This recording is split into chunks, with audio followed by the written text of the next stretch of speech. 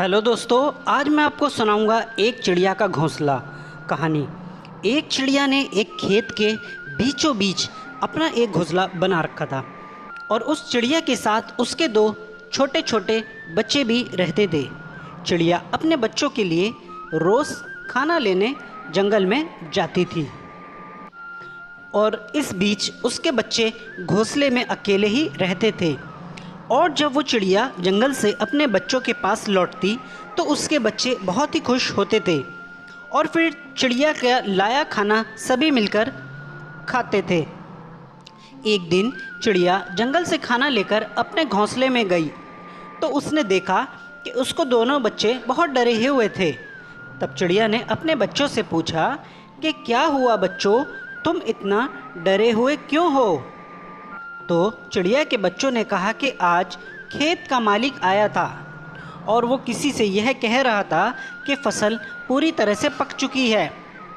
कल वो अपने बेटों से कहकर फसल को कटवाएगा। ऐसा होगा तो हमारा तो घोंसला टूट जाएगा माँ, फिर हम कहाँ रहेंगे? तब उनकी माँ चिड़िया बोली, बच्चों तुम चिंता मत करो, कल खेत नहीं कटेगा। और अगले दिन सच में खेत की कटाई नहीं हुई।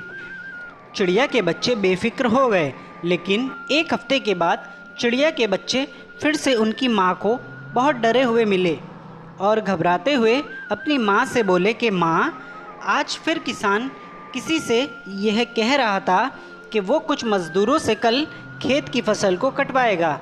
यह सुनते ही इस बार भी चिड़िया ने अपने बच्चों से यही कहा कि डरो मत बच्चों, कल भी फसल काटने कोई नहीं आएगा।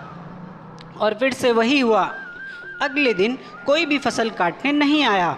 अब 10 से 12 दिनों के बाद चिड़िया के बच्चों ने फिर से अपनी माँ से कहा, माँ आज भी किसान आया था और वो यह कह रहा था कि फसल कटाई में बहुत देर हो चुकी है और कल वह खुद ही फसल काटेगा। यह सुनकर चिड़िया अपने बच्चों से बोली कि बच्चों, कल किसान अपनी फसल ज़रूर काटने आएगा। यह कहकर चिड़िया अपने बच्चों को एक सुरक्षित घोंसले में ले गई और अगले दिन सचमुच किसान अपनी फसल काटने आया था। इस बात से हैरान होकर चिड़िया के बच्चों ने अपनी माँ से पूछा कि माँ, आपने कैसे जाना कि इस बार किसान अपने खेत की फसल सचमुच काटेगा? तब चिड़िया अपने बच्चों से कहती है, बच्चों, जब तक कोई भी अपने काम के लिए दूसरों पर निर्भर रहता है तब तक वो काम पूरा होना बड़ा ही मुश्किल होता है, लेकिन जब उस काम को वो खुद पूरा करने की ठान लेता है तो उस काम को पूरा होने से कोई भी नहीं रोक सकता। जिस तरह किसान ने भी खुद ही फसल काटने की ठान ली थी। तो दोस्तों, मैं आशा करता हूँ कि इस प्रेरणादायक कहानी से आपको थोड़ी बहुत शिक्षा ज़रूर मिली होगी। धन्यवाद। चैनल को प्लीज़ सब्सक्राइब करें। Thank you.